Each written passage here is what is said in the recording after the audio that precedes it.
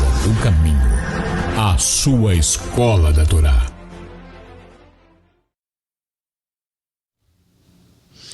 Shalom, queridos, seja muito bem-vindo a mais uma aula na nossa Casa do Caminho, a sua escola da Torá, um tempo onde nós estamos estudando nesse ano cada uma das parashiot, para que você tenha uma base de aprofundamento na visão de Sião e que você possa entender cada vez mais a Torá. O legal dessas aulas é que elas vão ficar gravadas, você vai ter acesso, e o mais interessante é entender como se estuda a palavra. Algumas pessoas pensam, olha só, até efeitos de luz aqui, né? A coisa tá... O pessoal diz, o mais legal é como entender a palavra, daí a equipe já botou aqui efeitos especiais, defeitos especiais. Obrigado, Manuel. E aí, para que você possa aprender a estrutura de como se desenvolve o conhecimento da Torá, porque a maioria das pessoas não conhece, não sabe nem por onde começar. Nós estamos aí dentro da própria Casa do Caminho, terminando o primeiro módulo, não, o primeiro curso, né? Que vai falar sobre origem, propósito, destino e algumas coisas bem importantes aí. E depois nós vamos ter aquele ainda disponibilizado para vocês, aquele curso de teologia. Esse já não gravou ainda, esse só de pensar já dá a gente fica assim, meu Deus, vai ser muito bom, mas são 42 aulas, então vai ser bastante coisa para gravar. E para micro conteúdos, né, para disponibilizar. E você que está aqui, então, pode desenvolver e pode aprender, e o mais legal de tudo é que isso aí é acessível, é gratuito. As pessoas, isso é para você nos conhecer, né? Aquelas pessoas que às vezes vêm nos comentários lá e começam a dizer assim, esse homem só pensa em dinheiro. Sabe tudo, né, da minha vida. Só querem mais um botando cursinho para ganhar dinheiro. Ganhar dinheiro o quê, meu irmão? Esse aqui que você recebe gratuitamente todo domingo, olha, eu vou dizer para você, é difícil encontrar um pastor que grave alguma coisa na profundidade que você recebe, com os professores na qualidade que você tem, que faça algo de graça para você. Então, o que é? Isso se chama graça. Isso aqui tudo, fazendo agora a propaganda, né? Isso tudo é possível por causa daquelas pessoas que estão na nossa comunidade, que são membros da nossa igreja online.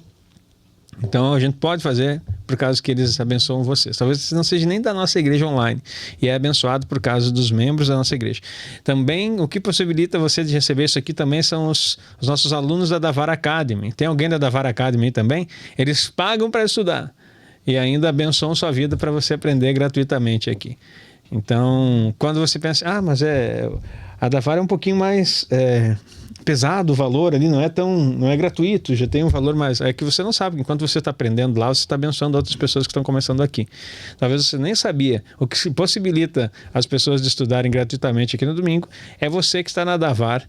Então você é um semeador, realmente você aprende muito em profundidade e abençoa as pessoas que estão chegando. Glória a Deus por isso. Exatamente, é uma faculdade lá.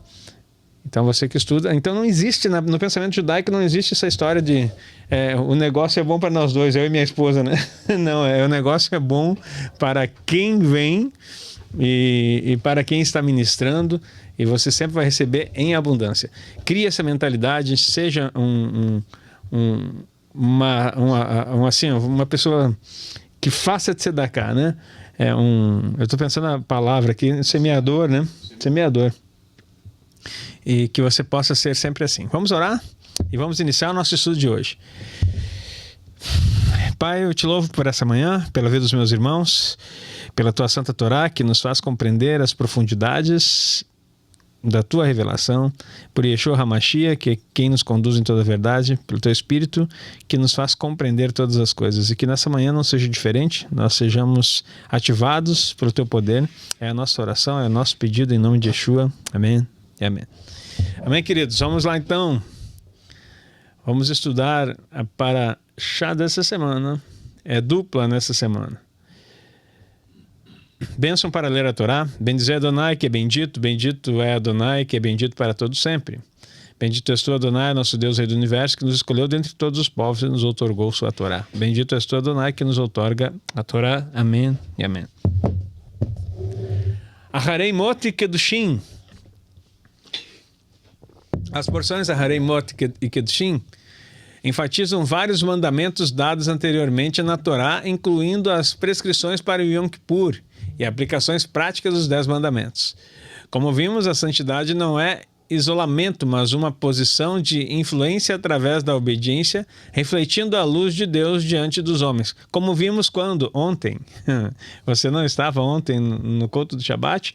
Ontem nós vimos a respeito disso, que ser santo não é ser isolado, não é aquele sentido de separar das coisas, mas é refletir a imagem do Eterno em sua vida. Então a santidade não é o quanto você se separa, não é se você vive num mosteiro, se você sobe numa montanha e fica isolado da vida. Porque dentro de 4 paredes, isolado do mundo, você ainda pode ter pensamentos pecaminosos, ações maléficas, uma boca em que mesmo sem ter ninguém para escutar, pode murmurar. E mesma coisa no topo de uma montanha. Agora, quando você reflete a imagem do Deus invisível através de Yeshua HaMashiach em sua vida, meu irmão, tu vai estar no silêncio, vai estar refletindo Deus. Você vai estar isolado refletindo Deus. Você vai estar no meio da multidão e as pessoas vão saber que você carrega o Espírito do Eterno e reflete a vida do Mashiach. É isso que é santidade. Muitos sobem aos montes para orar, né? Vamos para não sei onde. Tem gente que sobe. Claro que tem uma influência, até na prática judaica, de subir um monte para orar, mas porque pensam que vão ficar mais perto de Deus ou que vão receber algumas coisas. Yeshua subiu os montes para orar, mas era buscando o quê? Isolamento das questões do mundo, das pessoas, para estar a sós com o Senhor. Agora, não porque há um misticismo em si de que lá no monte você vai ser ouvido melhor. Como o pessoal brinca, né? Orar às 3 da manhã é bom porque a fila é menor. Não é menor não, querido. Não tem fila menor. Até porque o fuso horário do mundo não existe tempo. Enquanto você dorme, tem sempre alguém acordado. Então, se fosse fila menor, tentando poupar o trabalho de Deus para atender, não precisa. Pode colocar o próximo aí. A primeira aliá, nós vamos ver aqui a Hareimot. Então nós vamos estudar uma aliá, como são duas para shiuts juntas, nós vamos estudar a aliá de uma e a do outro em seguida, tá? Para você não se confundir. Então essa aqui é a aliot, a Hareimot. A primeira aliá está em Levítico 16, 1 a 17, o acesso ao Santíssimo. Essa leitura começa logo após o trágico evento da morte dos filhos de Arão, servindo como uma advertência sobre a reverência necessária para se aproximar de Hashem. A preparação. O Kohen Gadol, sumo sacerdote, não pode entrar no lugar santíssimo a qualquer momento. Ele deve se banhar em um mikveh e vestir roupas de linho branco, simbolizando que diante de Deus, a pureza e a humildade superam a glória do ouro. Então, olha só, a pureza e a santidade e a humildade, superam a glória do ouro. Então, você tinha que se banhar e se vestir dessa forma. Pode colocar o próximo aí. O Kaporet. Perdão. Kaporet. O foco é a tampa da arca. Kaporet. Aonde a nuvem da glória de Deus se manifesta. O sangue dos sacrifícios, um novilho por Arão e um bode pelo povo, deve ser aspergido sobre e diante dessa tampa para purificar o santuário. É importante falar aqui para vocês, conversávamos ontem. Eu aprendi na teologia que um bode era um bode preto e outro era um bode branco, né? O bode preto era para Azazel e o bode branco era para Deus. Então, e nunca ninguém me explicava. Na verdade, fui estudar, não existia cor diferente, tinha que ser 2 bodes iguais. E era tirado sorte. E como que era tirado sorte para saber qual que era? Eu já vou explicar o que é para Azazel, que talvez você fique perdido nisso. Por que era um para Azazel e outro para Deus? Eles colocavam numa caixinha e tinha 2 pedrinhas com o nome, né? Adonai ou Azazel. Então eles misturavam aquilo ali naquela caixinha e o sacerdote colocava as 2 mãos e pegava em cada mão uma pedra. Ao tirar, se a de Adonai ficasse na mão direita, a pedra, então o povo teria as bênçãos do Eterno e prosperidade por causa dessa escolha. Então, e Azazel ficava na mão esquerda.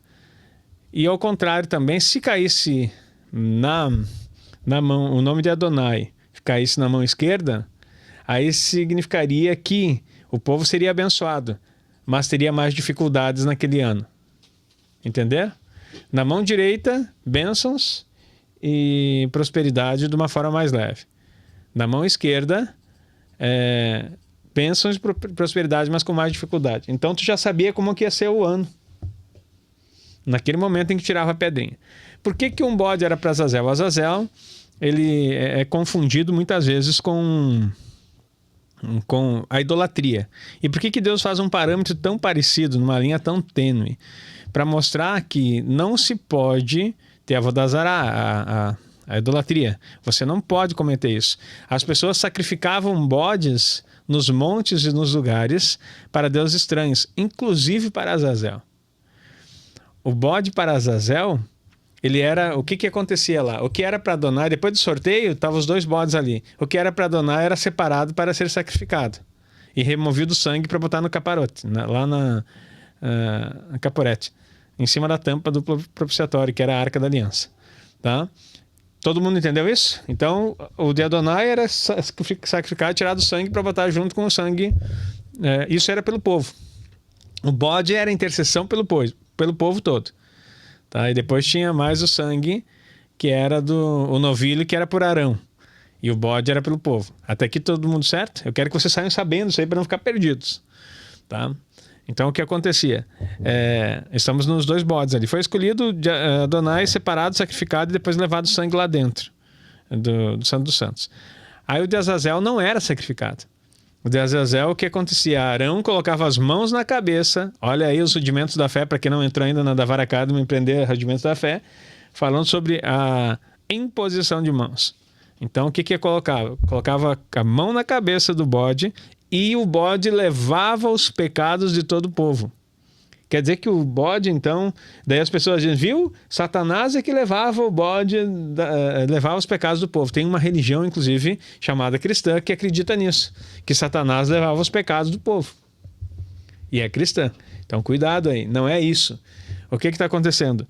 Toda a maldição ia para aquele bode que foi escolhido para Azazel. Aí deixa eu te explicar. Quem é Azazel? Azazel é uma... de forma simples, é uma... vamos pensar assim... É uma entidade, um sistema, melhor dizendo, para você não confundir com a entidade lá das outras religiões. É um sistema do outro lado, certo? Do lado mal, de Hassatan. Mas não é Hassatan em si. É um sistema que governa as coisas más e ocultas. Esse era Azazel. Então, por causa disso, desse sistema, Deus deu uma autoridade para Hassatan. Hassatan, ele só pode se alimentar na tua vida através do quê? Escreve para mim aí. Como que Satanás tem legalidade na sua vida? Através do quê?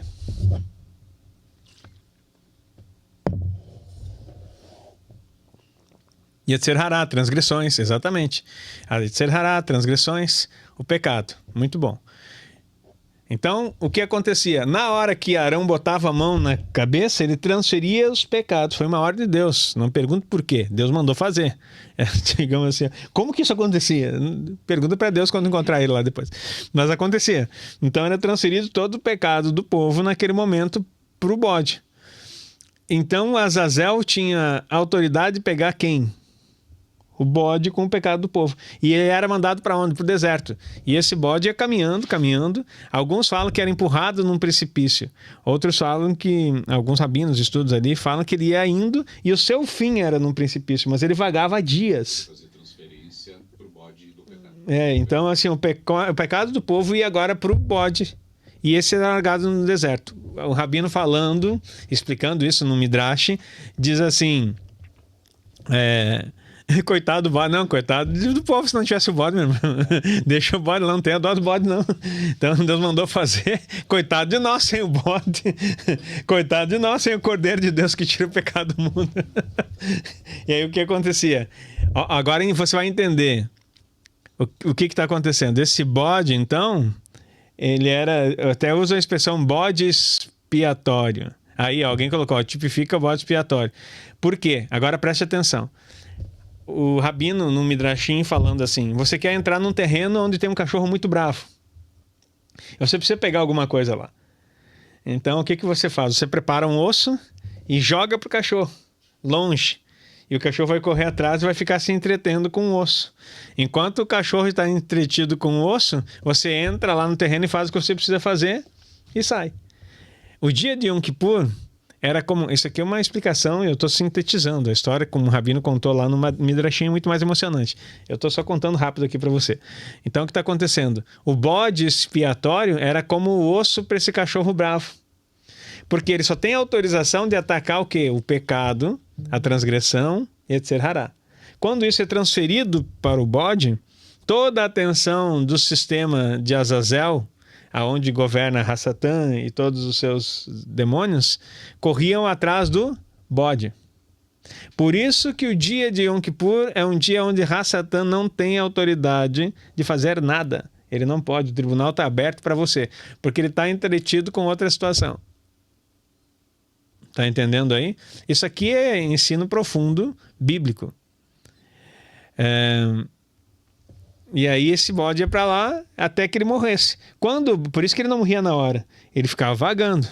Até que o final dele era a morte. Então, nesse tempo, daí alguém pode dizer assim, tá, mas que bobagem. Deus é poderoso para fazer o que ele quiser. Agora vai ter que estar jogando ossinho para cachorro para poder invadir o terreno. O terreno é dele? Não. Deus respeita as próprias regras que ele cria. O único que não respeita as regras do Criador é aquele tipo chamado crente, sabe? Gospel. Esses não respeitam. E acham que Deus se comporta conforme eles aprenderam. Então, assim, Deus cria e o que ele cria, ele não muda. Eu, o Senhor, não mudo. Então, é isso que nós precisamos entender. Quando a gente está muito religioso, crente, gospel, ou até mesmo pentecostal demais, a gente acaba criando as nossas próprias noias, as nossas próprias ideias e contrariamos a palavra. Voltando aqui só para você entender que o eterno não muda. Então não adianta fazer cambalacho, querer dar jeito aí, que o que é e ponto. Entenderam agora? Acho que agora você nunca mais vai ficar com dúvida. Enquanto isso, o bode ele era sacrificado pelo povo, tá? E junto com o novilho. E aí, ambos os sangues eram levados lá e o sumo sacerdote, com essa vasilha com o sangue, aspergia em cima da arca da aliança. Depois de se banhar, tá pronto. Uma vez no ano isso acontecia.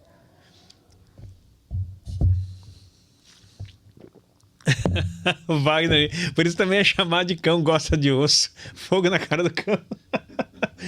Outro que o pessoal fala também, dá-lhe bicuda na cara do cão, né? Essa aí até uma musiquinha que uma vez apareceu pra mim na internet, isso aí.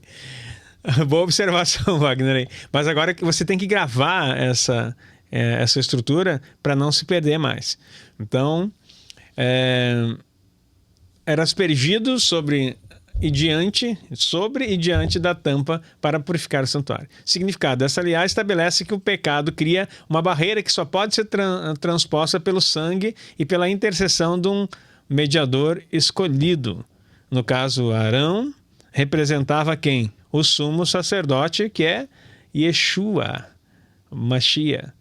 Só que não foi pelo sangue de bodes nem de novilhos, foi pelo seu próprio sangue. Agora tu está entendendo o que está escrito no Novo Testamento. Se tu nunca estudou a Torá, tu fica perdido. Tu não consegue entender o que está falando. Agora tu lê os Hebreus, que na verdade, eu estou todo arrepiado aqui.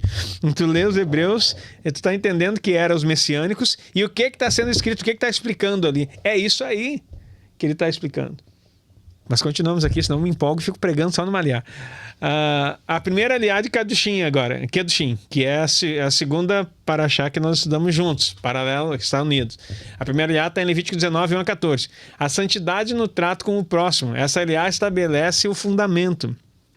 A santidade de Deus deve ser refletida na conduta humana. Vocês viram que a gente está pegando duas parashiot e explicando a primeira aliá. A primeira aliá é a primeira subida, o primeiro texto de elevação semanal que nós estudamos. Tá? Estudamos já o que é a primeira e agora vamos estudar a primeira do outro. Para nós subirmos juntos com as duas. Para não ter que falar uma e depois falar a outra, já que elas estão juntas, eu preferi explicar assim hoje e acho que vai ficar mais didático para você.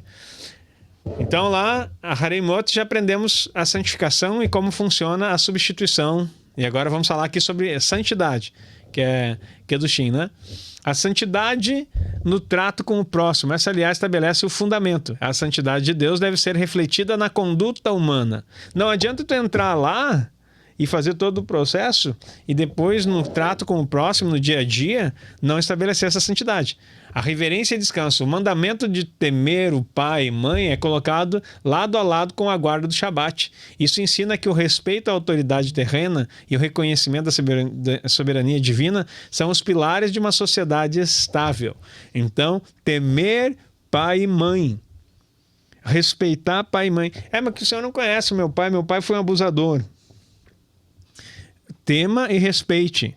Não estou dizendo que você tem que conviver e assim, com todo... A gente atende muitas pessoas. E tem muitas pessoas que são abusadas, infelizmente, por aqueles que se dizem ser pai, que deveriam proteger, que deveriam ser a representação do Eterno, são a representação do outro lado aqui. Mas por causa de seus problemas, e não estou inocentando ninguém, mas o que eu estou dizendo assim, respeite de qualquer forma. Tá? E agora, respeitar não é esconder, ocultar ou aceitar. É respeitar, mas desde que isso não fira o teu caráter e não quebre a Torá. Amém? Tá? Mas agora respeite eles. Por mais que eles não sejam íntegros, são seus progenitores. Pode ser só como progenitor. Tá? Eu li toda aquela? Tá. Justiça social. Deus ordena que os cantos dos campos não sejam colhidos, deixando-os para o pobre e o estrangeiro. A santidade aqui é um ritual, não é um ritual, mas uma generosidade prática e o combate ao egoísmo. Santidade é ter justiça social. Você está ouvindo isso, queridos? Você não pratica justiça social e acha que é santo. Tá cheio de crente aí que acha que é santo, meu irmão. Mas não dá, como diz o gaúcho, não dá um pila para ninguém. Não dá um real que seja para ajudar alguém, meu irmão.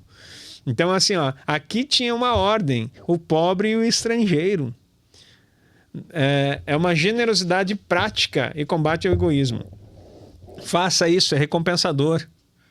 Faça isso. Então, vamos lá, ética e vulnerabilidade. Proíbe-se amaldiçoar o surdo e colocar tropeço diante do cego. O Zohar comenta que isso se estende a não enganar pessoas em áreas que elas não dominam, cegueira intelectual ou informativa. Não está dizendo só amaldiçoar o surdo. Dificilmente alguma pessoa vai amaldiçoar o surdo ou colocar tropeço no cego. Literalmente falando de quem não ouve e quem não consegue enxergar. Está falando do surdo, é aquele que não está ouvindo o que você está falando agora. Está relacionado a Lashon Hará. Isso é amaldiçoar o surdo. Colocar tropeço no cego é fazer armadilhas na vida de alguém para que ele caia sem que ele consiga ver. Isso vale de família, relacionamentos e negócios. A santidade está nisso. Aqui no Rio Grande do Sul, na minha cidade, que eu tô aqui, eu sou natural de Santo Ângelo, mas aqui em Giroá eu aprendi uma palavra que eu achava muito esquisita no início, mas a gente vai acostumando, estou 16 anos aqui. Olha só, o pessoal fala assim, não, eu tenho que trabalhar, correr atrás, usam essas duas expressões, correr atrás para poder dar o tombo. E eu, como? Para dar o tombo. Não sei se alguém conhece essa expressão em outro lugar no Brasil aí, dar o tombo. E o que é dar o tombo? Virar tipo, virar a vida, né? Dar um negócio na vida. Eles dizem assim, não. Para mim, essa expressão é dar o giro, né? Alguém perguntou se Giroá é perto de Juiz. Sim. Você vai ter assim... em Juiz, Santo Ângelo, aí você vai ter Giroá. Tá. Na verdade, esses dois são bairros da Grande Giruá. Brincadeira. Giruá está num local assim que tem o bairro Santo Ângelo, o bairro Ijuí, o bairro Santa Rosa, e nós estamos no centro, aqui no olho do furacão. Nós estamos no meio dessas cidades aí, queridos. Ijuí é uma cidade linda, morei lá há 3 anos. Então, morei em Ijuí, estudei lá em Ijuí também. Alguém já... O Fábio ali... o Fábio colocou até os segundos, 85 quilômetros, tantas horas, tantos segundos. Olha aí, vamos estar junto então, Cris. Entendido isso? O que é santidade nessa esfera? Vamos lá pro próximo.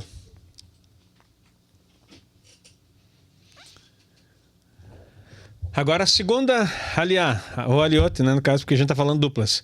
Aliá de Aharei Mot. Voltamos agora para o primeiro texto, para o primeiro paraxá. A purificação do altar e o Azazel. Aqui o ritual se expande do interior do véu para o altar exterior. Os 2 bodes. O sacerdote lança sorte sobre 2 bodes. O bode para Hashem é sacrificado, mas o bode para Azazel permanece vivo. Arão coloca ambas as mãos, já expliquei isso, acho que eu me adiantei, na cabeça desse animal, confessando todos os pecados. Olha aí, ó, confessando todos os pecados e rebeldias e falhas de Israel. É necessário confissão. É uma coisa que foi tirado de nós, meu irmão. Eu conversava esse dia com um pastor que é advogado. Um dos líderes mais respeitados aí da Convenção Batista. Tá? E quase falei demais, vamos parar por aí. Que eu digo, tinha um judeu Anussim e hoje tem o... Ele guarda Shabat, ele crê na Torá, mas ele continua dentro da igreja e está se aposentando agora. E tivemos esse privilégio de conversar. E ele falando assim, ó, pastor Aguinaldo, quando você falou que era... que falava sobre o tribunal, eu me identifiquei muito. Primeiro por você ser batista e toda essa história, muito parecido com a minha história. Daí, assim, mas outra questão é quando você fala de tribunal. As pessoas não entendem quando a palavra fala que Yeshua é nosso advogado. Se Deus deu um advogado, é que você precisa de alguém que represente você diante de um juiz. E um termo que as pessoas não conhecem, mas tudo aquilo que você... Quando você for convocado por um juiz, nunca tenha medo, porque a convocação é a tua oportunidade de se apresentar diante do tribunal. Não está sendo nada julgado e você não é condenado sem um julgamento. Mas as pessoas que não se apresentam, ou que vão lá indevidamente, ou que não dão bola para aquela questão, não preparam nada com o advogado, eles não vão ter o julgamento. É um termo que vai chamar de... essa causa, essa ação vai à revelia. E logo, mesmo a pessoa sendo inocente, ela se torna culpada. E vai ficar devendo para a justiça. Por não se apresentar ou por não se preparar. Aí mentiram para você, na igreja, que era só dizer assim... Sim, Jesus, eu te aceito. E todo o teu passado ficou na cruz. Ficou para trás. Quem te falou isso, meu irmão? Experimenta não aparecer numa convocação de um juiz no tribunal para ver o que acontece para ti, você vai ficar para trás. Se o tribunal humano é implacável, imagina o do justo juiz. Só que, diferente de humano que comete injustiça, o justo juiz te dá oportunidades e te deu o advogado, Yeshua HaMashiach, para que você, Jesus Cristo, para que você... alguém falou ali, é só poder comparecer com advogado, sem advogado o juiz nem te ouve. Sou da área da justiça. Então, olha só, sem o advogado, o juiz não te ouve. Eu vim aqui, nos Estados Unidos ainda tem essa questão do autorrepresentação. Não sei se no Brasil tem, perdão pela ignorância aqui, mas eu não, pelo menos eu não vi. Eu apelo para a autorrepresentação. Pergunto se o seu advogado. Daí o pessoal diz assim, não, eu vou me autorrepresentar, eu não lembro disso. Tem também? Mas enfim, se alguém aí dessa área, mas independente, você vai querer diante do justo juiz se representar sozinho se você tem Yeshua? Alguém colocou se for nas pequenas causas, olha aí.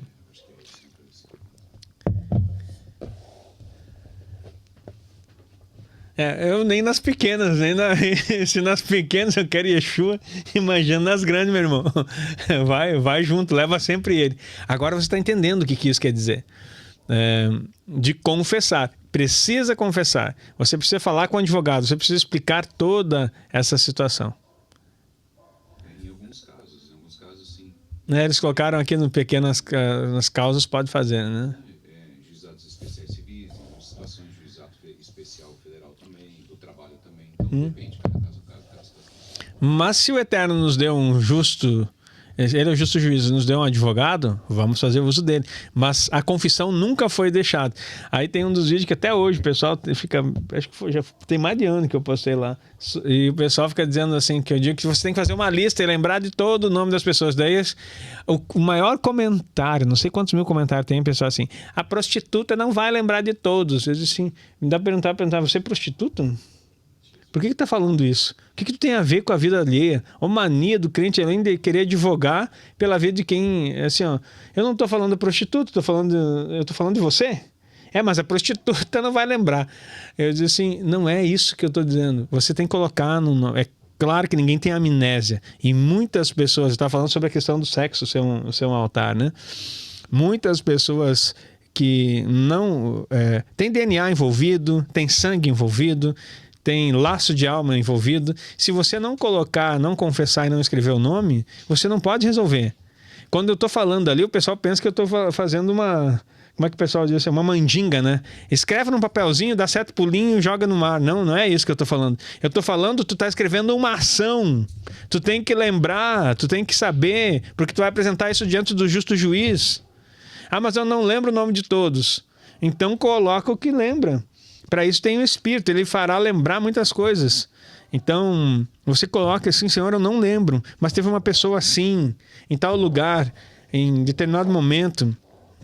E no final dessa petição, você vai dizer assim, ó, e todos aqueles que porventura agora eu tenha esquecido e errado, em qualquer caso que for, eu coloco diante de Ti, para que o Senhor me purifique, para que o Senhor me liberte, e quem é o mais interessado em libertar? Gostei, Rosana. Se você não lembrar, fica tranquilo, a Satã lembra. Essa eu vou ter que responder lá nos comentários. Pode ir lá, minha irmã. Acha o post lá e responde assim para a pessoa que tá.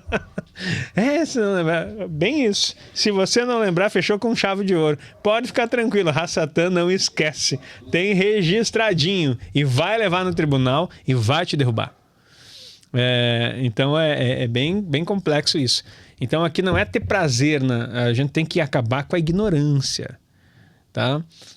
Então vamos lá.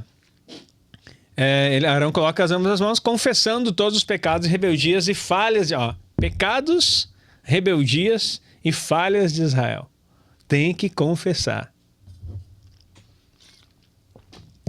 A remoção. O bode é enviado ao deserto pelas mãos de um homem designado, simbolizando que Deus não apenas perdoa o pecado, mas o afasta completamente do acampamento. Lembrando que o bode não ia sozinho, não dava um tapinha na bunda assim, vai bode. Não.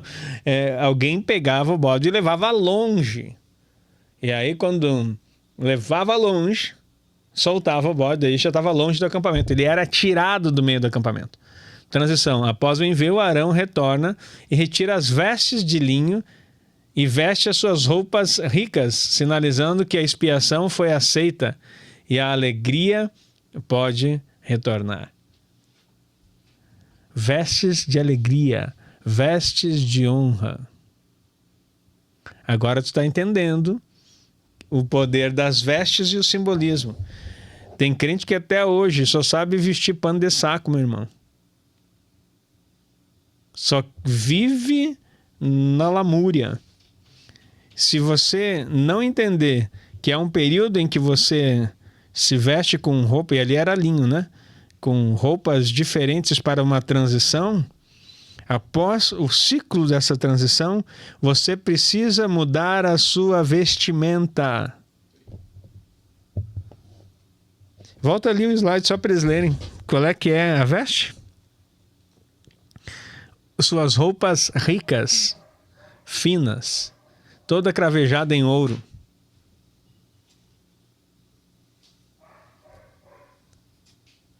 Não, tu tá entendendo que eu tô falando espiritual aqui, né? Agora, pronto, daí a mulher já fica doida aí, tem que comprar joia. Não é isso que eu tô falando, meu irmão. Eu tô falando aqui, ó, nem o homem agora se desespera, sai do negócio assim, esse homem é louco, vai me endividar. Não, querido, não é isso que eu tô falando. Mas o posicionamento de nobreza tem que estar presente na sua vida. E às vezes até mesmo, a roupa mesmo tem que mudar. Tem gente que sempre tá... a minha família tinha um ditado, né? Que isso aí veio da TV, né? Que pobre, porém limpinho, né? Eu acredito que pode ser até pobre limpinho. Mas eu tirei fora essa palavra pobre. Porque Yeshua se fez pobre. Para que nós pudéssemos enriquecer. Não dentro da ideia da teologia da prosperidade, que eu estou falando de coisas materiais. Eu estou falando no aspecto de quem nós nos tornamos. Você não precisa viver a pobreza. E lembrando que Yeshua também não foi um mendigo. A pobreza que ele fez foi estar compatível, descer como um rei. Sabe o que é se fazer pobre? Você já viu algum filme que o rei se disfarça de plebeu para estar no meio do povo? É mais ou menos essa a ideia de fazer pobre. Ele não deixou sua riqueza. Ele só abriu mão da glória para poder entrar como igual no lugar onde ele queria elevar as pessoas. Interessante que essa riqueza, ele tá, a base dele é pensamento, é atitude, é posição, é como ele, enfim, uma série de coisas. Sim, a riqueza, o Manuel está falando aqui que a riqueza tem a base de pensamento, até mesmo a ação. É isso que nós precisamos compreender, que não é um estado de miserabilidade, ou que ele veio para cá desassistido. Pelo contrário, vamos lembrar aqui, você precisa lembrar disso, que Yeshua, diferente de nós, que achamos às vezes que tem que ser pobrezinho, porque foi doutrinado aí dentro de de um canonizado aí da Igreja Romana, chamado Francisco de Assis, que a pessoa pensa que tem que viver na miséria. E Yeshua nunca viveu isso. Isso é uma doutrina pagã revestida de cristã para botar você na miséria. Yeshua nunca fez isso. Então, assim, o fato de Yeshua estar aqui como um rei, ele estava olhando o seu povo para ensinar como se elevar e sair dessa condição. Nós vamos continuar aqui. Eu tinha lido de baixo, não me lembro. Li? Então tá bom. Agora voltamos aqui para Kedushim, segundo aliá, o coração da lei, o amor e repreensão. Essa seção contém o mandamento que Yeshua chamou de segundo maior de todos. Tá? Nessa seção aí. Lashon Hará, má língua. A proibição de andar com um mexeriqueiro protege a dignidade alheia. O Midrash ensina, saiu junto a palavra, né? O Midrash ensina que a fofoca mata 3 pessoas: quem fala, quem ouve e aquele de quem se fala. A fofoca mata 3 pessoas: quem fala, quem ouve e de quem se fala. Então já está falando aqui, santidade atribuída agora à língua. A forma, não andar como mexeriqueiro. É uma ordem, não ande. Mas é meu amigo, então corta a amizade, meu irmão. Se é fofoqueiro e quer ser teu amigo, corta. É uma ordem da Torá. Não, mas é que eu amo ele. Não, tu ama a si próprio. Ou ama a fofoca da vida alheia. Porque quem ama a Deus se afasta do mexeriqueiro. Eu sei que dói. Mas é a realidade. Mas é minha amiga desde a escola. Meu irmão tá desgraçado todo esse tempo. Tá na hora de fazer techuvá. Reparar isso aí. É muita lepra aí. Vamos lá. Ódio interior e repreensão. É proibido odiar o irmão no coração. Se houver um problema, deve-se repreender abertamente. Guardar mágoa é acumular pecado. Falar com verdade e amor é o caminho da cura. Olha como se deve tratar. Daí tem lá bem especificado no Brit Hadashah, se você for com ele, ganhou seu irmão. Se ele resistir, leve 2 ou 3 testemunhas para falar abertamente do problema. As testemunhas ficam de boca fechada. Não é um complô, não é um motim. As testemunhas só estão juntas lá para ver que você está falando de fato. E a testemunha, segundo a Torá, nós já aprendemos aqui, ou foi em outro lugar, mas quem me acompanha sabe, que ele precisa trazer alertas, senão ele é um falso testemunho. Ele pode dizer assim, meu irmão, preste atenção no que o irmão aqui vai falar. E se for a testemunha, ele não é um juiz, mas ele tem que alertar, dizer assim, cuidado, essa forma como você está agindo está errada diante do Senhor, ou diante da palavra do Eterno. Pronto. Não é ficar fazendo política. E não levar uma testemunha fofoqueira. Verdade, alguém colocou ali, né? Aí quebra tudo, né? Entenderam? Se ainda não resolver mudar, leva isso para quem? Para a congregação. É um problema que tem que ser resolvido agora na igreja. E se a pessoa, depois da igreja, ainda não retomar e voltar o caminho, considere como fariseu e publicano. Qual o fariseu? O fariseu hipócrita.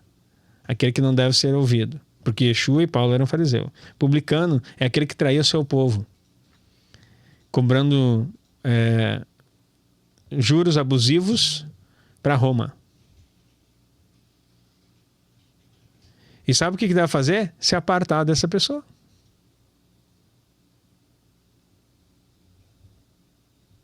Que dificuldade, né? Que as pessoas têm. Então, trate seu irmão de forma certa. O grande mandamento, amarás o teu próximo como a ti mesmo. Yeshua enfatizou que toda a Torá e os profetas dependem desse princípio. No contexto de Kedushim, amar o próximo é garantir seus direitos e a sua honra. Amar o próximo, anota isso. O que é amar o próximo? Garantir seus direitos e a sua honra.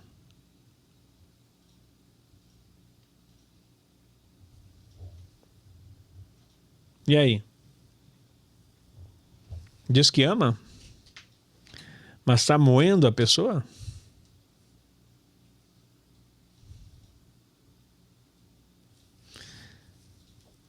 Daí eu me lembro das perguntas.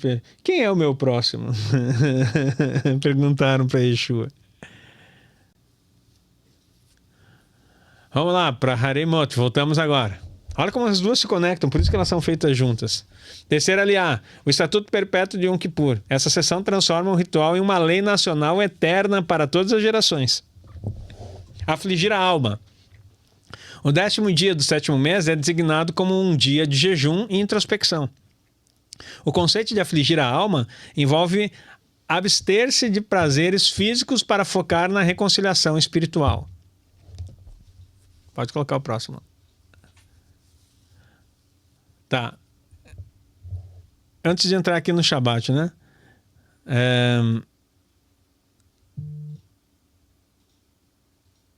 Na verdade, o Yom Kippur é um Shabbaton, né? Que é um Shabat anual, né? É definido como um sábado dos sábados, onde nenhum trabalho deve ser feito, seja pelo natural da terra ou pelo estrangeiro que habita entre eles. Então, para você explicar aí, para você entender, perdão. Olha só, tá vindo muita coisa na minha cabeça que eu tô tentando filtrar aqui para falar para você do Yom Kippur. Yom Kippur, então, qual é a finalidade do Yom Kippur? Yom Kippur, ele não julga questões, não absolve você de questões contra o teu irmão. Porque acabamos de estudar como que você deve fazer com o teu irmão. Se você tá mal com o teu irmão, nem oferta você pode entregar. Ai, glória a Deus, tava meio apertado esse mês. Ainda bem que briguei com o irmão, que Deus não vou precisar entregar a oferta. Não, meu irmão. Isso é pensamento não. Isso é pensamento gospel. Então, assim, ó, não é isso que está falando. Você não pode nem ofertar, porque a tua oferta não vai ser aceita. Então, assim, ó, o que está acontecendo? Resoluções com os irmãos, você já aprendeu como deve tratar. Então, não leve para Yom Kippur problemas com seu irmão, porque você não vai ser ouvido. Certo? Os únicos problemas que se resolvem em Yom Kippur são problemas com o eterno, que são as transgressões da sua vida, aquelas que você não conseguiu resolver, que você voltou e falhou de novo. Vamos falar da fofoca para ficar leve? Aí tu tinha o dom de língua solta. Desculpa, essa saiu no automático. Então a pessoa tinha o dom da língua solta, né? E ela tá fazendo techuvá. E ela tá lutando pra parar de ser fofoqueira. Só que durante o ano, lembrei do Chaves, me escapuliu. Saiu uma que outra fofoquinha.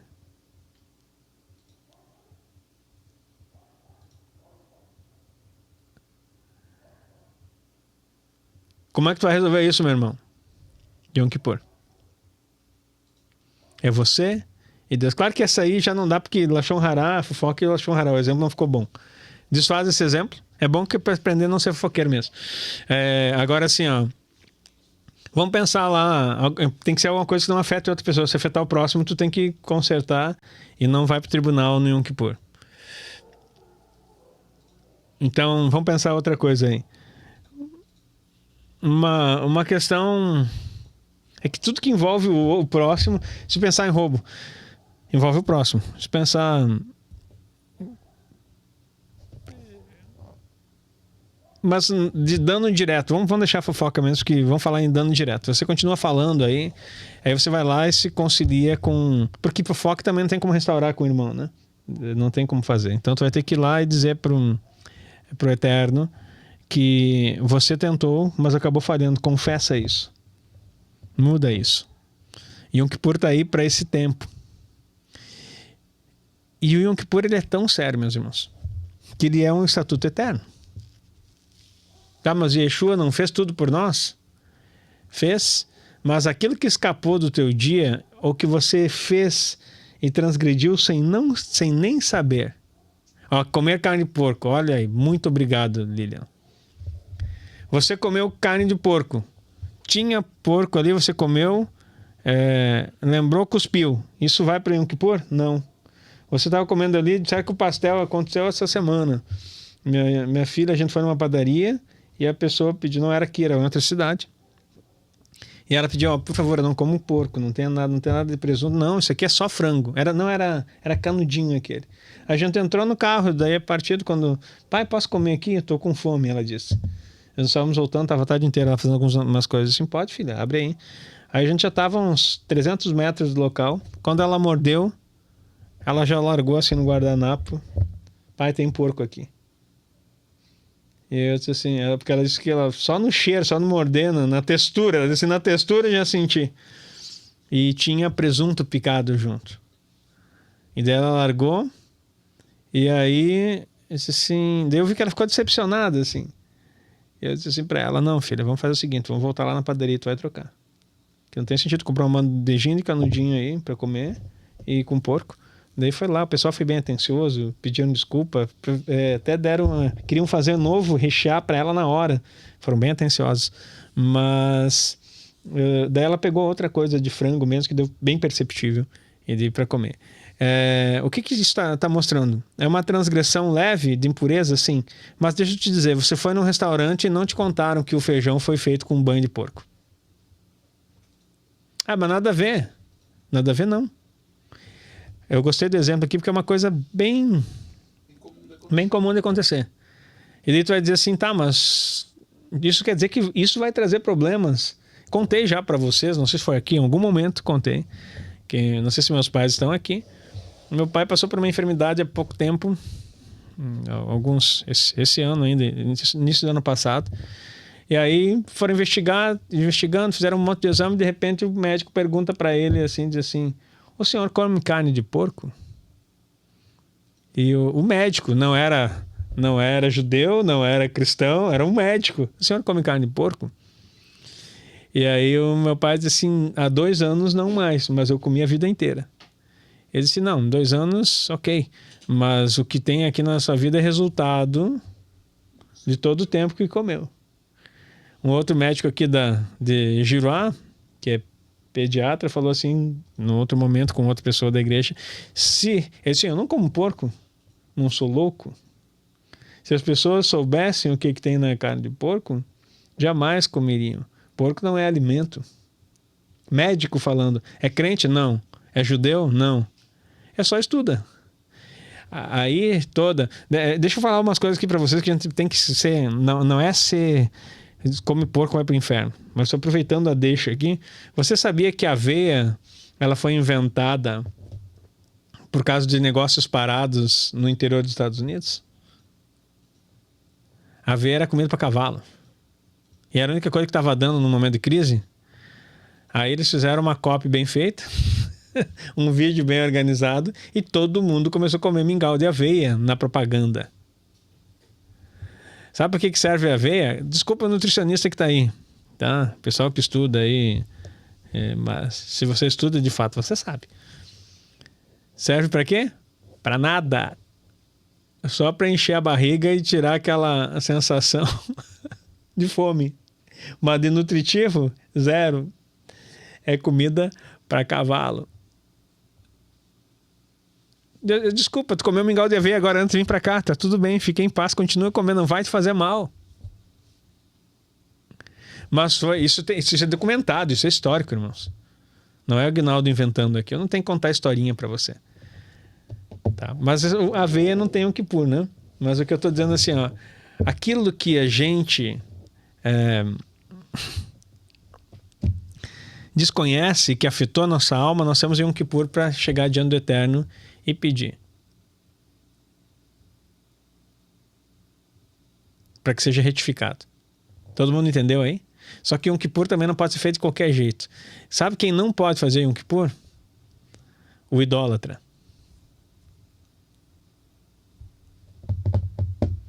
Eu sabia aquele pessoal. Quer ver um exemplo de idolatria? Aquele que crê que 1 é 13 e que 3 é 1. Não pode entrar em Yom Kippur.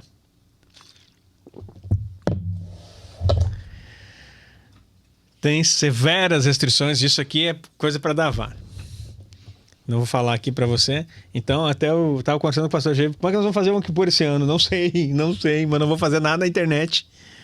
Porque é sério a situação. Perspectiva de Yeshua. O estudo destaca que enquanto o sumo sacerdote terreno precisa repetir isso anualmente, Yeshua, como sumo sacerdote da ordem de Melquisedeque, efetuou uma redenção eterna, entrando no tabernáculo celestial. O que isso quer dizer? É que agora você não precisa pegar o bezerro e não precisa pegar o bode, nem o bode expiatório. Não precisa mandar, porque ele fez isso uma vez por todas. E aí? O que isso quer dizer? Então anulou o Yom Kippur? Não. Anulou um sistema sacrificial no seu próprio corpo. Mas o portal continua aberto. Por quanto? Perpétuo.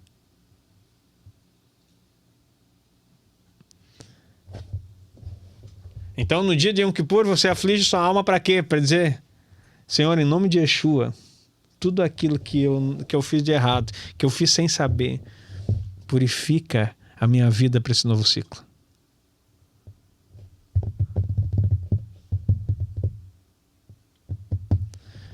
Vamos lá. Kedushim, voltamos para outra agora. Tá bem divertido hoje isso aqui. Eu tô gostando. Não sei se você tá gostando, mas é muito bom, muita informação. Eu me empolgo de estudar. Santidade no tempo e na aparência. O foco aqui se volta para a preservação da identidade e do respeito aos ciclos naturais. Orlá, frutos novos. Nos 3 primeiros anos, os frutos de uma árvore não devem ser comidos. Tá aqui um monte de árvore, deu figo bonito. E o Caleb, pai, que figo lindo esse aqui, né? Quando que nós vamos... não vamos, né, pai? Eu disse, não, filho, esse ano não. Deixa para os passarinhos comer, deixa cair no chão, deixa cair na terra.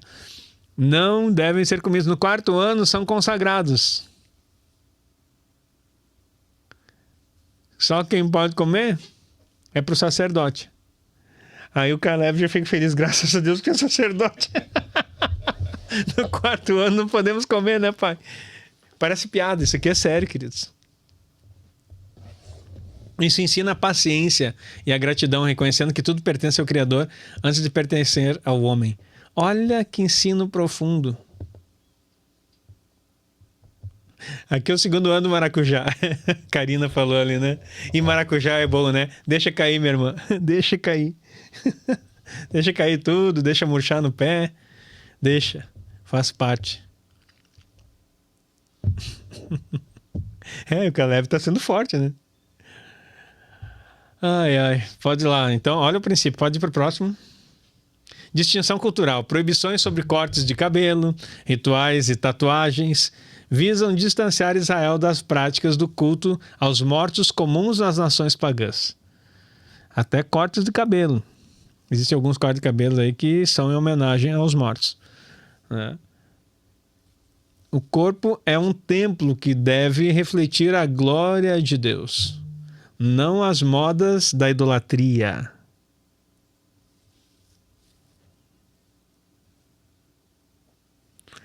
Eu acho lindo, assim, eu gosto de olhar para quem está com a câmera ligada, né? Algumas pessoas tá tudo de boas, né? Outras pessoas olham assim, tipo assim, meu Deus do céu. Tu vê na expressão do rosto que a pessoa tá com aquela, assim, meu Deus, me tira daqui, ou quer dizer, eu me coloco aqui, não sabe nem o que vai dizer, né? Porque tu fica assim, meu Deus do céu.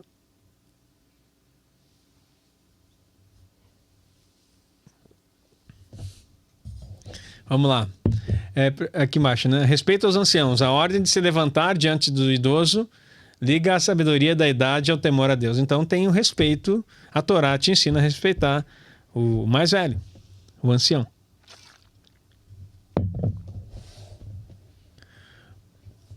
Quarta aliot. Achareimot. Voltamos lá agora para unidade do culto. O Eterno proíbe o abate de animais em qualquer lugar que não seja a tenda do encontro. Jeremias, cadê você, meu querido?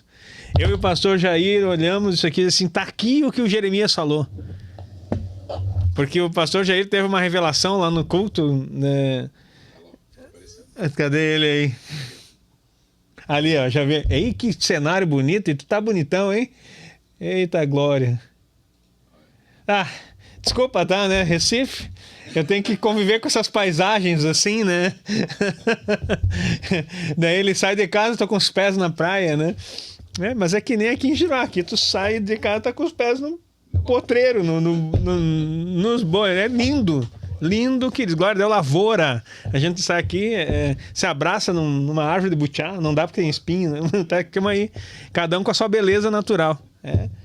Mas aí, lembrando aqui, ó, a questão do que estava acontecendo ali, né?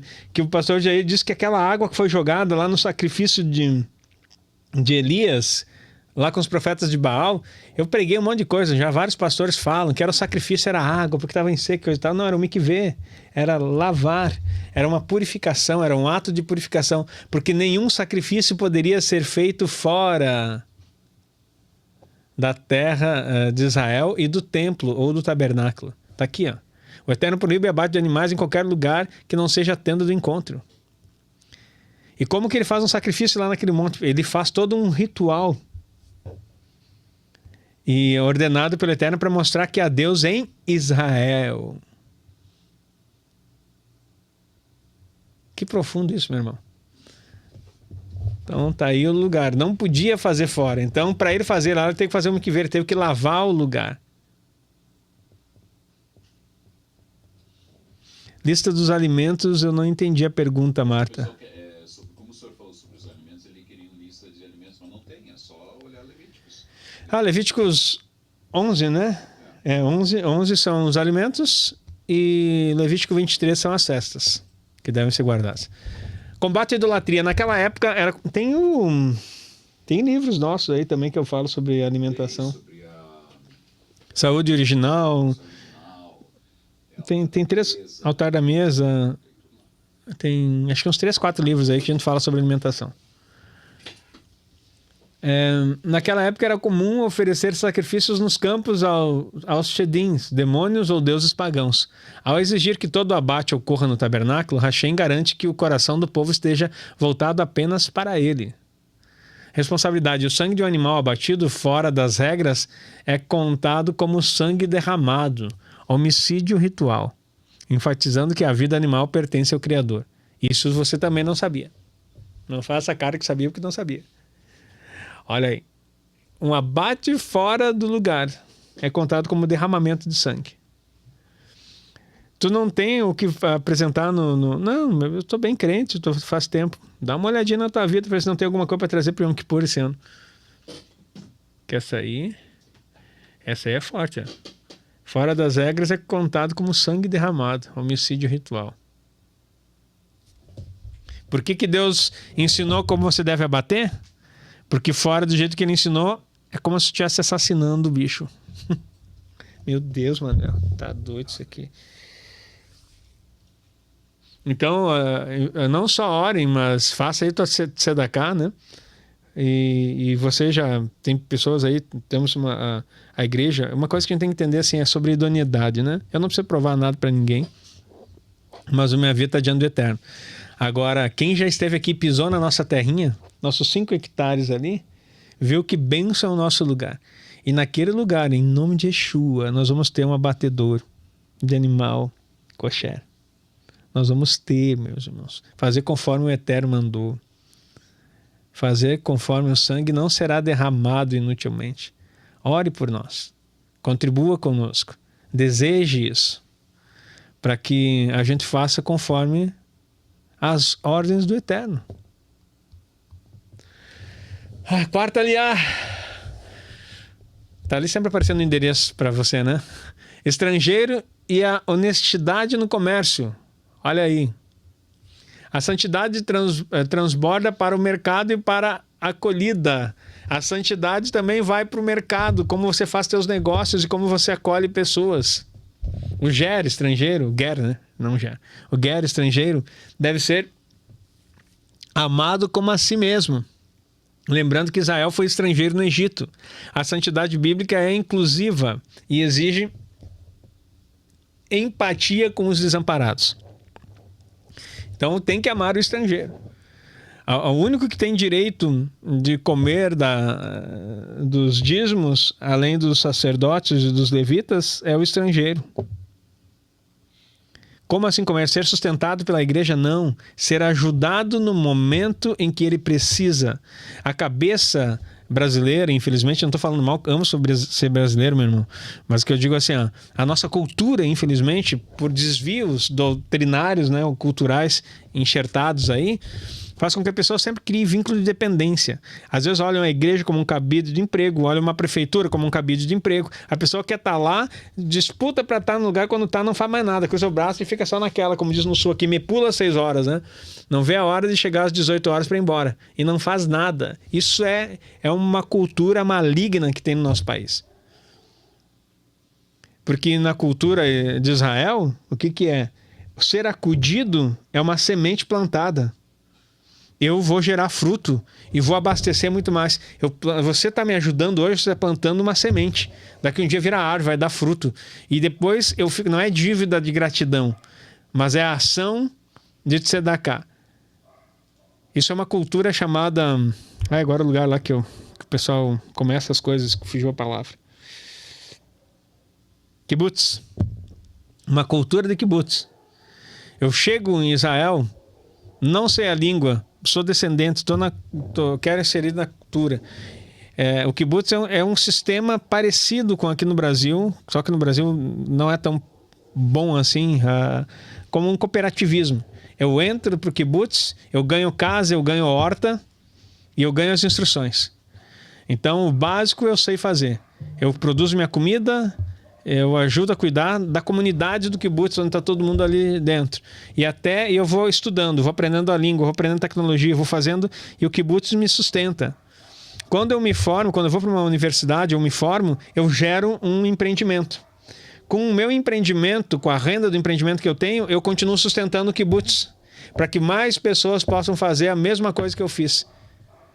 E aí tem uma cultura muito poderosa. Eu me lembro a primeira vez que eu fui em 2012, a gente andou na cidade nova de Jerusalém, tem a cidade velha, que é a turística, e a cidade nova. Daí o guia dizendo, tá vendo esse prédio? Um dos prédios mais lindos. Isso foi doado por um judeu lá dos Estados Unidos, de Nova York. Todo esse prédio ele construiu e doou para o Estado de Israel.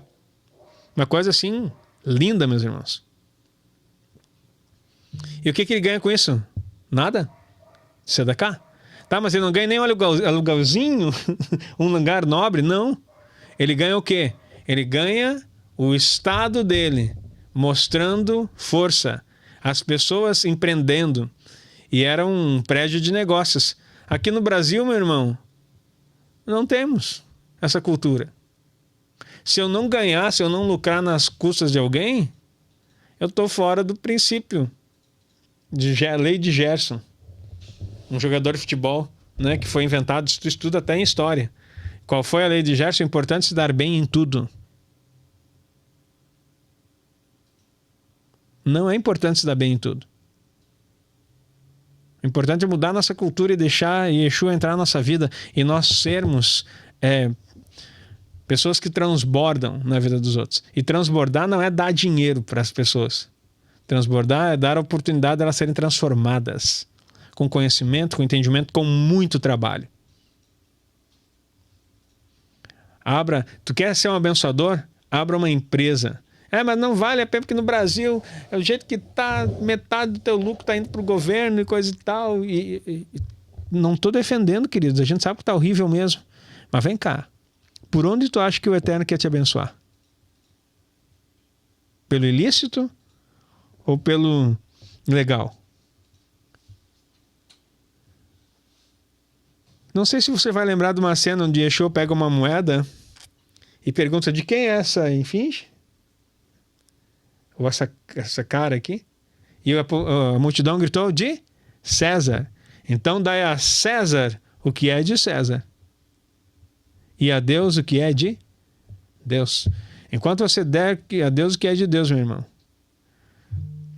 O pessoal às vezes diz, meu Deus do céu, a gasolina vai subir. Glória a Deus que tem gasolina. Tá cara a gasolina, glória a Deus porque eu tenho carro para botar gasolina.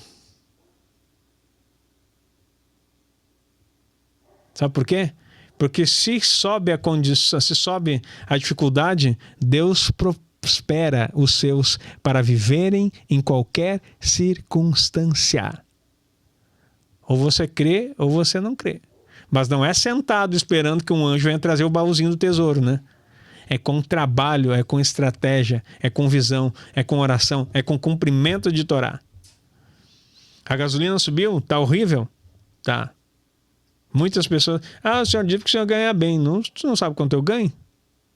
Mas uma coisa eu faço. Enquanto muitos estão dormindo, eu já estou aqui, ó, estudando, criando, fazendo, abençoando, escrevendo, ajudando. Todo mundo, se tu falar com pessoas aqui, todo mundo vai dizer que vender livro no Brasil é o pior negócio. E é verdade. Porque a média do brasileiro é 4... Os que leem bem são 4 livros no ano. Agora eu duvido que alguém que me siga aqui, que siga de verdade, tenha lido só 4 livros no ano. Duvido que alguém que seja da igreja online, que seja da Davar, que tenha lido só 4 livros, eles leem por módulo, pelo menos. Por mês. Então, assim, como tu explica isso? Ó, a Poliana colocou ali 4 na semana. Como tu explica isso, meu irmão? A Malu ali, eu sou testemunha disso. Vai ver quantos livros essa Malu já leu aí, essa irmã. A Cristiane também, né? Ali, ó. Essa aqui é a Marinho, né? A Cris lá a Cris de Curitiba também. Leem. É anticultura. E como tu explica isso? Isso se chama Torá no coração, meu irmão. Então, como é que a gente consegue? E o que basicamente sustenta o nosso trabalho aqui são os livros. Por quê? Porque a gente é bom de marketing? Coitado de nós. Se a gente for depender de marketing para ganhar a vida, né? A gente lida, né? A gente tá assim, não é? Porque tem gente boa de marketing, né, Manuel? Tu dá uma olhada assim, ó.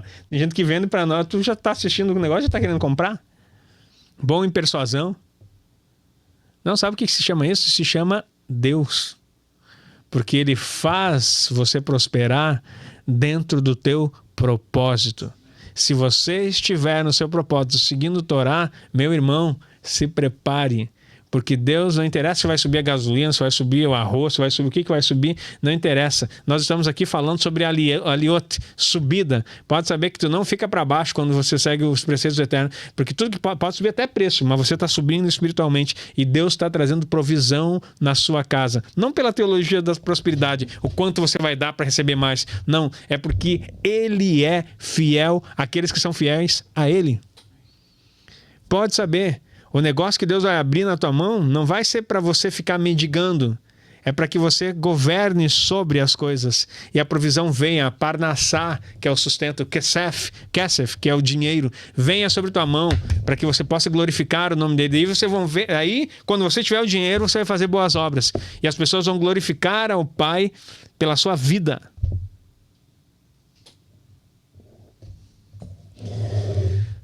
Deixa eu tomar água aqui.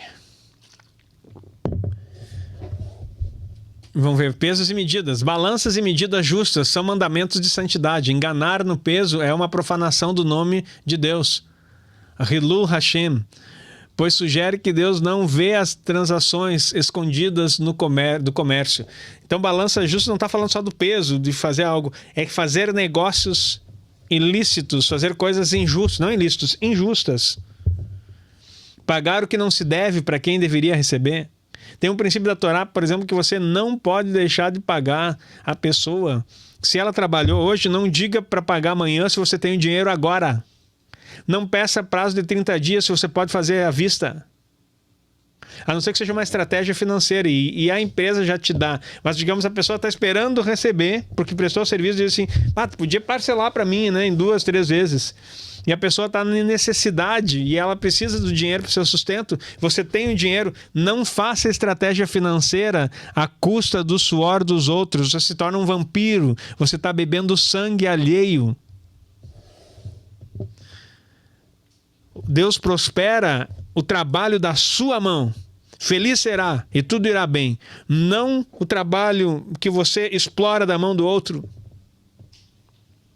Trabalhou, digno é o obreiro do seu salário, e de dobrados honorários os que presidem bem, principalmente aqueles que se afadigam no ensino da palavra.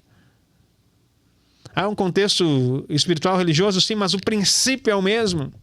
Se alguém se afadiga, vê alguém que é nobre naquilo que faz, diante de rei será colocado. Palavra, meu irmão.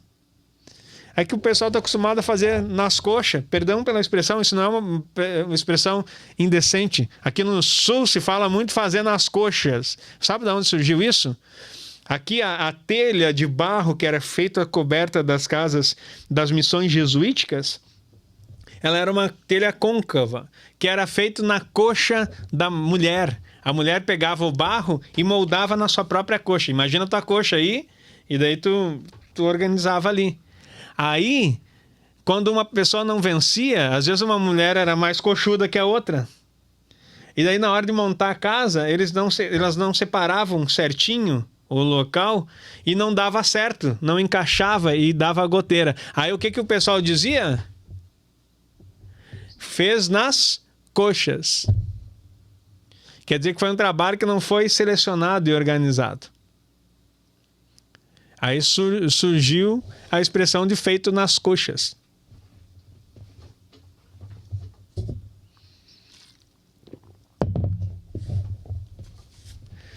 Ai, ai. Hareimot, voltamos quinta liá. Estamos quase acabando, meus irmãos. Segura firme, a gente vê no tempo. Estamos no tempo ainda aqui. O mistério do sangue. Esta é uma das passagens mais fundamentais para entender a soteriologia bíblica. Soteriologia, só usei um termo conhecido, espero que seja conhecido, que é o estudo da salvação. A vida está no sangue. Hashem explica por que o sangue é proibido na alimentação. Porque ele o designou especificamente para a expiação das almas sobre o altar. O sangue é o vínculo da vida. Nefesh. Quem estuda conosco já sabe os 5 níveis da alma. O mais básico é Nefesh. Nefesh, a alma está no sangue. É aquilo que o Paulo chama de carne. É a tua alma primitiva, animalesca. O ritual de cobertura. Quando o animal é caçado para alimentação, seu sangue deve ser derramado na terra e coberto com pó, em sinal de respeito pela vida que foi retirada. Olha aí, preceitos. Está escrito na Torá. Por que a gente não faz? Não é pegar, fazer, como é que aqui no sul chama, né? Morcilha. Qual é chouriço? Acho que é aquele que vai com sangue em algum lugar aí. Não, querido, o sangue é para ser derramado na terra e coberto com pó. As demais culturas que você recebeu, fora da Torá. E aí o que o Eterno dizia? Não se misture com a cultura desses povos. Vocês serão santo, porque eu sou santo. Yeshua e o sangue. Como até reforça que o perdão sem derramamento de sangue é impossível, apontando para o valor infinito do sangue do Messias. Pode colocar o próximo. Quinta. Ai, Jesus. O documento ele é um fragmento da Torá. Agora, expiação da idolatria radical. Deus estabelece penas severas para o culto a Moloque e para a feitiçaria. Aí tem gente que diz, que bobagem, Moloque, não existe essas coisas, está escrito aí, meu irmão. Tu comia o pé do Moloque, né? Feito com amendoim e açúcar. Já viu? A palavra Moleque quer dizer filho de Moloque. Tu chamava alguém de moleque? Eu sei que tem um estado que é comum falar essa, não me lembro qual que é. Mas eu já tive lá que o pessoal, tudo é moleque, para lá moleque, porque os moleques. Aqui no sul tem, mas não é tanto. Aqui no sul a gente chama mais o piá. O guri, piá. Qual que é o pessoal que... É Rio ou São Paulo, né? Rio de Janeiro. O Alexandre disse Rio de Janeiro, né? Que é direto, né? Eu me lembro que eu estava no lugar e o pessoal conversava cada hora assim. E era com crente que eu tava, né? Porque o moleque, moleque, eu assim. E eu já incomodado assim, né? Para de falar, moleque.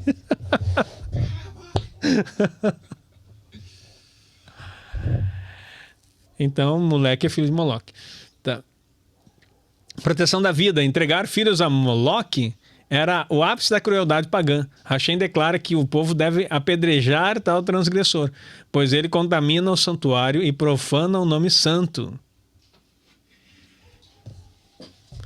Chamado a separação, santificai-vos, pois, e sede santos. A santificação aqui é uma escolha ativa de se afastar do ocultismo para se apegar à luz. É uma escolha.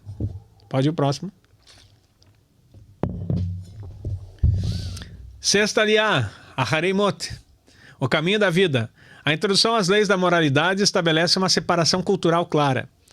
Não imite. Israel é advertido a não copiar os costumes do Egito, passado, nem os de Canaã, futuro. Já pegou aqui o movimento, vai dizer assim, mas eu não sou judeu, eu não sou Israel, eu sou brasileiro e estou na graça. Então você não está em lugar nenhum, porque todo aquele que crê no Mashiach é enxertado no povo de Israel. Antes vocês não eram um povo. Efésios 2:11. Estavam distantes das promessas, das alianças, sem Deus no mundo, mas vocês foram aproximados por quem? Por Yeshua.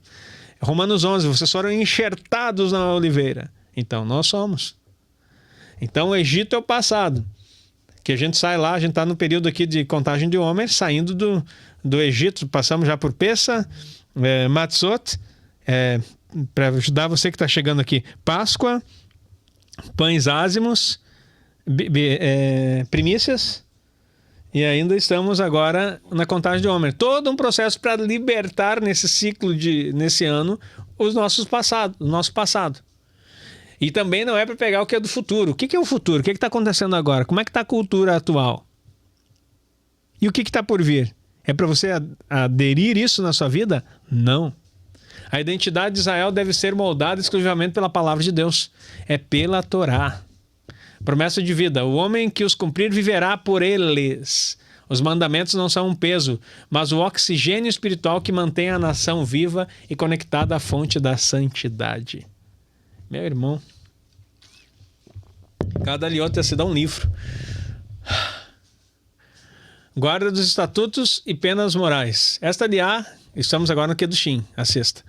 Esta aliá reforça as consequências para a quebra da moralidade sexual e familiar. Honra aos pais. Amaldiçoar aos pais é considerado um pecado capital, pois fere a base da transmissão da fé entre gerações. Então não pode amaldiçoar aos pais, mesmo que eles não tenham transmitido.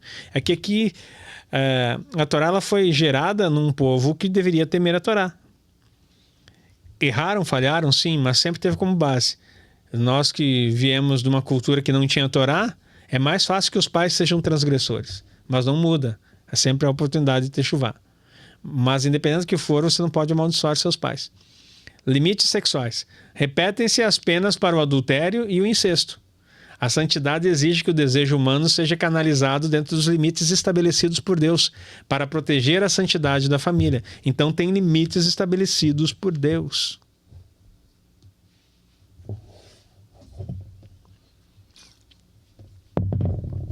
Sétima, Aliot Haremot.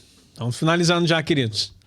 A santidade nas relações. A Paraxá encerra com uma lista rigorosa. Você parece que uma completa a outra, né? Uma lista rigorosa de proibições sexuais. Incesto, adultério, homossexualidade e bestialidade. Então, o perigo de Moloque. O que está acontecendo aqui? Ó? Isso não é novo, meu irmão. Homossexualidade, bestialidade, adultério, isso sempre teve. Agora, qual é que é a base moral? A base moral da Torá. Quer seguir Torá? Você vai ter que respeitar o que o Eterno colocou. Ah, eu quero viver a vida louca do meu jeito, eu quero seguir a cultura que eu quero. Tudo bem, meu irmão. Faça o que você quiser. A gente sabe de inúmeros casos aí, documentados já, de homens que trocaram a esposa para morar com uma cadela, um animal mesmo.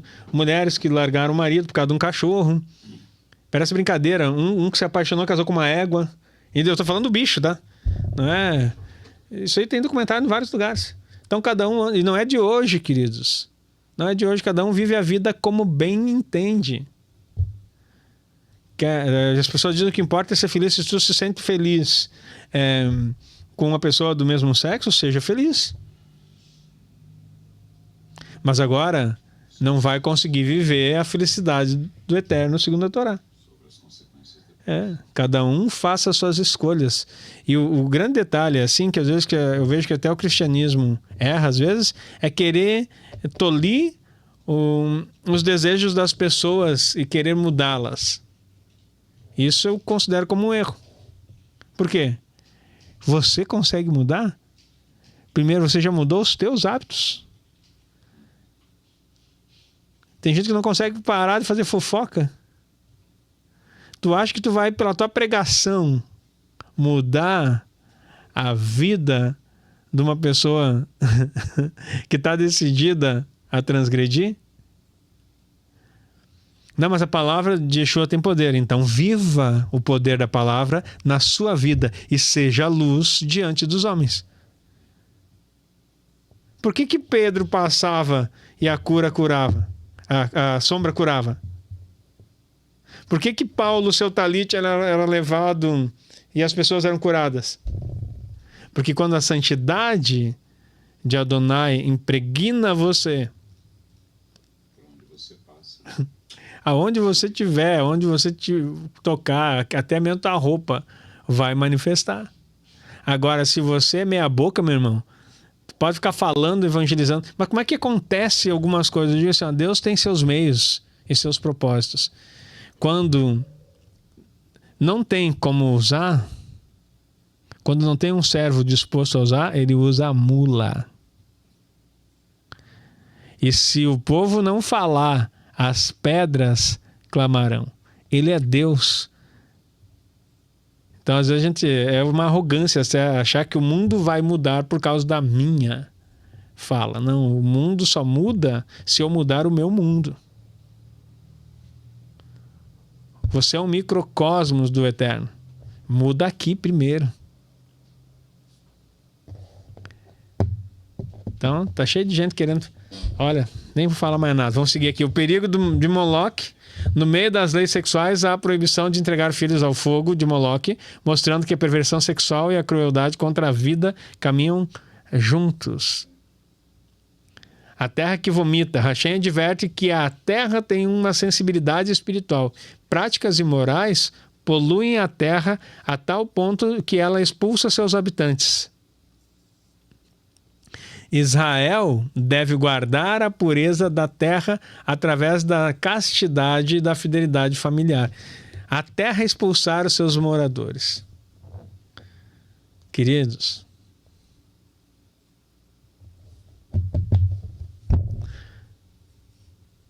eu não posso julgar lugar nenhum, mas analise o cenário, nem precisa ser mundial, analise o cenário do nosso país. Lugares onde a terra expulsou seus moradores.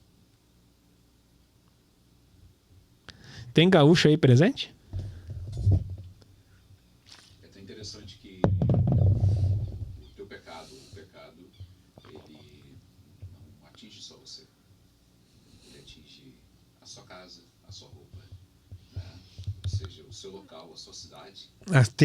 A esse ponto, o pecado atinge a tua cidade. A tua geração, atinge tudo. A santidade e o pecado é a mesma situação. Então isso é muito sério, meus irmãos. Aí, segundo Crônicas 7:14, se um povo que se chama pelo meu nome se humilhar, orar, se converter dos seus maus caminhos, eu os perdoarei e sararei a sua vida. É isso que está escrito? Sua terra. Quando Abraão intercedeu por Ló, ele procurava o quê? Justos. E quando ele não encontrou, quando ele viu que não tinha, ele parou de interceder, assim, lascou. Não tem nem 10 justos. 10 justos mudam uma cidade. O que é justos? Pessoas que vivem em Torá.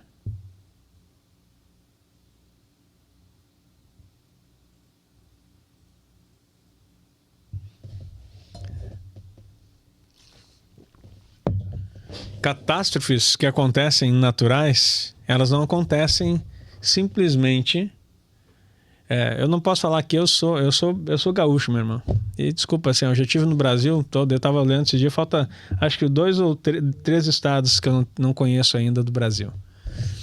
Então, assim, e é uma cultura do nosso país, lindo. Mas assim, quanto mais longe eu fico, mais saudade do Rio Grande. Eu não sei porque que Deus me fez gaúcho e gostar tanto desse povo aqui. Mas há 2 anos atrás, somente 53 cidades das 497 do Rio Grande do Sul ficaram sem ser inundadas. 497 cidades tem no Rio Grande do Sul. 53 apenas não inundaram. Foi uma catástrofe sem precedentes na história. E eu vou dizer o que é Deus castigando? Não posso dizer isso.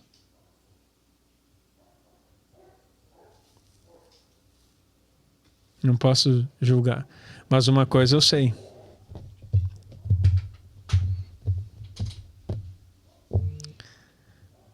Por muitos anos,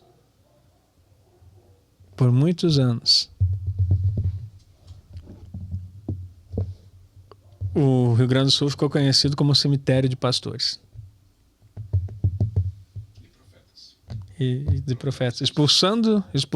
Expulsavam profetas da terra e sepultavam pastores. Uma resistência terrível ao Evangelho.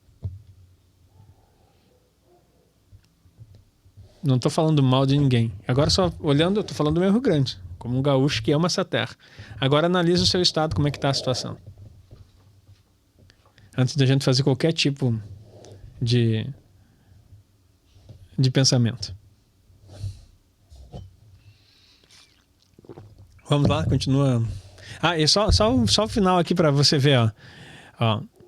Guardar a pureza da terra através da castidade e da fidelidade familiar. Pergunto para você como é que está isso na sua região. Pode continuar.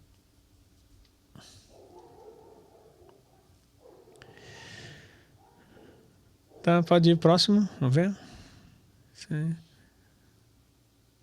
Tá, resumindo, não precisa. Sétimo aliado de Kedushim. A diferença entre o puro e o impuro.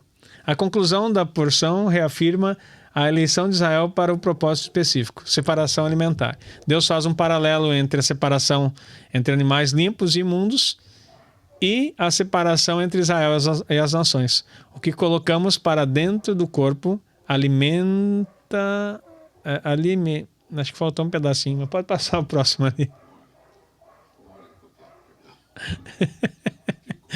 Ficou ali. Acho que alimenta a alma, né?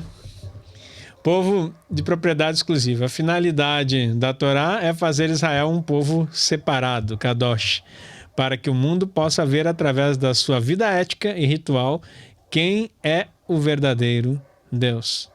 Acho que pode ir mais para frente. Deixa eu ver se tem mais uma... Não, já encerrou. Já encerrou as ali. Aqui tem o resumo final das duas.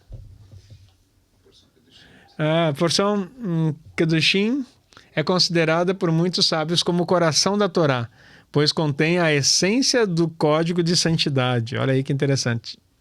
Enquanto a porção anterior focava no serviço sacerdotal e nos limites, Kedushim expande a Kedushá, a santidade, para todas as esferas da vida civil, ética e social, revelando que ser santo é, acima de tudo, ser íntegro nas relações humanas. Que poderoso, meu irmão. Que bom que você está aqui, que bom que você pode participar. Hoje dizer, não, hoje não tem oferta, hoje não é Shabat.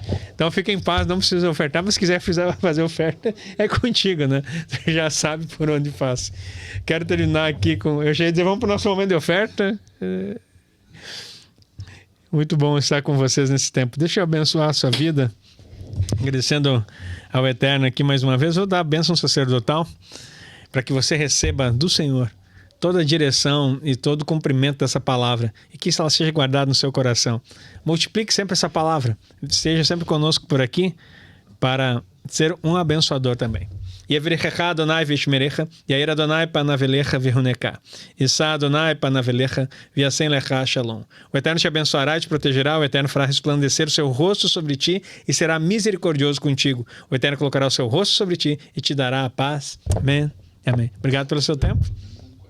Quarta-feira? Quarta-feira nós temos a Master. Tem uma Masterclass, né, na quarta-feira sobre sonho, como é que é o nome? Decodificando sonhos. Você não se inscreveu ainda? Traz o teu sonho, aquele que incomoda, que inquieta, que até hoje você não definiu. E venha conosco aí, vamos estar aprendendo. Um beijo no teu coração. Shalom, shalom.